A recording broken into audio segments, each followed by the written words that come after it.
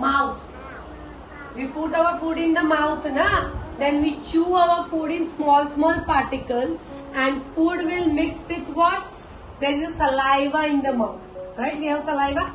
Everybody wet thing, saliva is there, na? The food will mix with the saliva, and then where our food will travel? Our food will travel through food pipe to the stomach. Yes, stomach, and then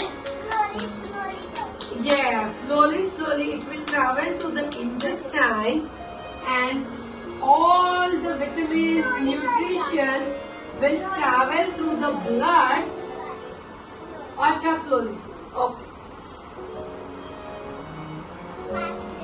And which body organ will play a main role in digestive system? That is stomach. Stomach helps us to digest our food and supply our body whole and soul energy.